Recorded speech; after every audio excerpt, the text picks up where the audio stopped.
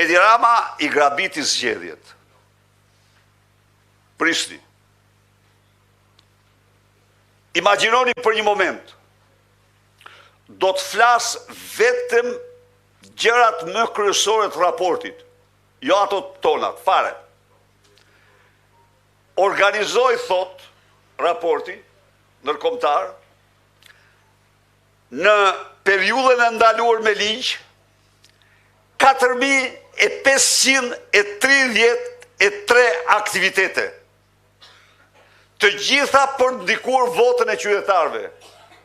A mund të imagjinoni, o miq, të organizosh në 160 ditë, 4.435 aktivitete,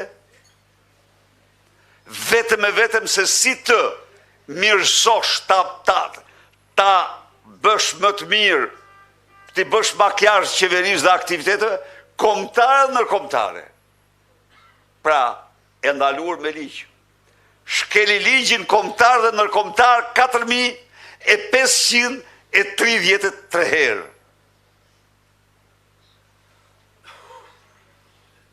Një gjë, unë 2 gjëra besoj se i mbani mend nga unë, dhe duhet i mbani. Në mënyrën më të përsëritur, ju kam deklaruar se me Edi Ramën nuk ka zgjedhje. E kam thënë këte me 10-100 herë. Pse e kam thënë këte?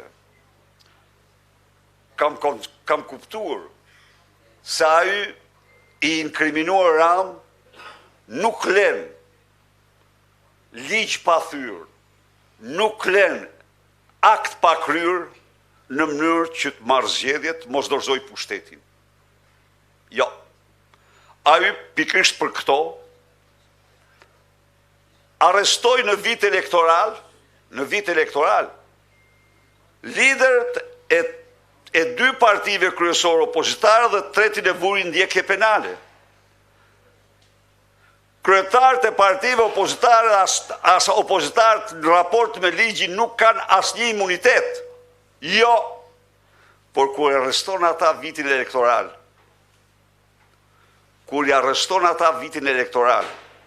si persona në nënhetim pas një akuzë, ti arreston ata si kundërshtar politik për dekapituar opozitën dhe për fituar zgjedhjet.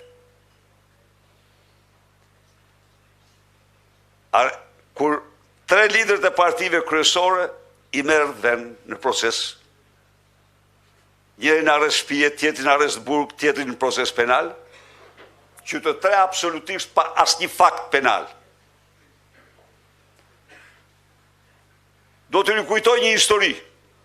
I ati ti, në vitin 1988 në gusht, firmosi varjen në litar të poetit Havzinela. Ka 2 gjëra shumë interesante. E para është kjo që do të tregoj. Për hir vërtet, kohë diktature, ajo ishte diktaturë totalitare, jo autoritare si kjo. Totalitare, nuk pranon të pluralizmin. Por megjithatë, ka patur një prokuror në prokurori në atë kohë, i cili tha kjo dosje s'ka asgjë. Po, dhe sot ajo është i ndjerë. Ja dhanë tha kjo s'ka gjë. Doli tjetri dhe e kapi, shpejt. Kjo thash terrorist. Edhe e çuan litar. Po, të vërtetat, që ajo ishte një prokurori, të themi, staliniste. Po prap, kishte njëri që edhe atë ligj që kishte përpara, do interpretonte si që ishte, dhe tha, ky s'ka gjë, tha, qatë, së merret me këtë dosje. E mori tjetri dhe dënoi me varje. Dhe firmosi i ati Edi Ramës. Edi Rama gjersot s'ka kërkuar të falur, sepse ndan mendësinë e tjatit për kundërshtarin politik.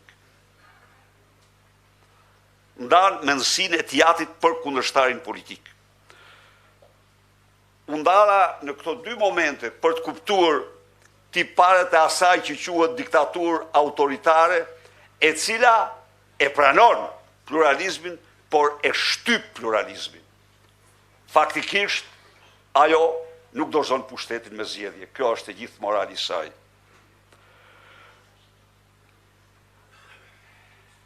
Premtimi i dytë imi ka qenë ky, para jush dhe shqiptarve, do mbroj votën tuaj. Në qoftë se unë kisha deklaruar se me Edi Ramën nuk ka zgjedhje, kisha deklaruar gjithashtu se unë do mbroj votën tuaj. Dhe mund të them se kjo u realizua plotësisht. Kjo është realizua plotësisht. Kur kam thënë do mbrojmë votën, nuk kam thënë do mbrojmë me Kalashnikov, as me armë, por e mbrojtëm votën në 2001, jeni dishmitar vetë, se si çfarë bëri policia për ta marrë zgjedhjet, por mori një damkë ndërkombëtare dhe raporti i këtij viti në kushte shumë të vështira. Nuk ishte e thjesht mbrojtja. Jo. Edi Rama bëri presione të jashtëzakonshme.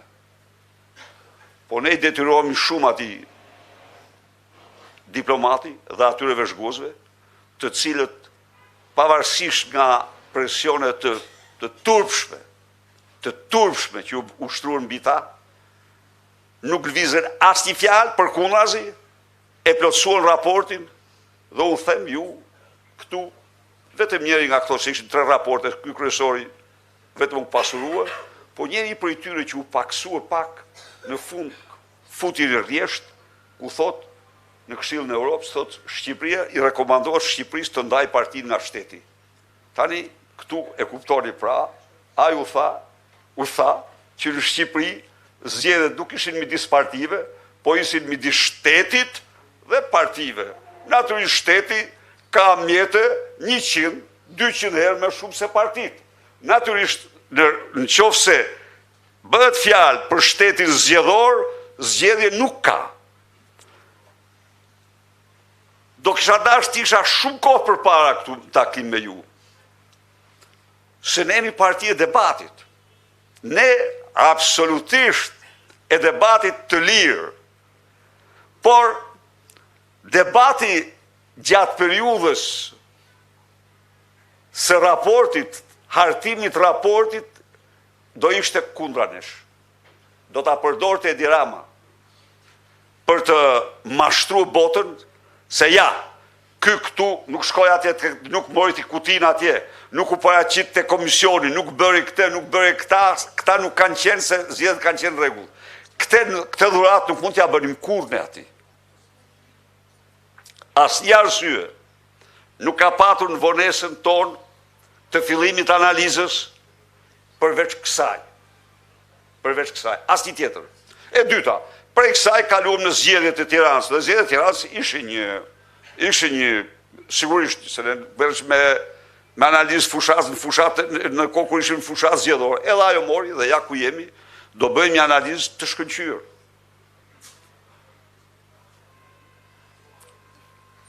A mundet ne të përdorim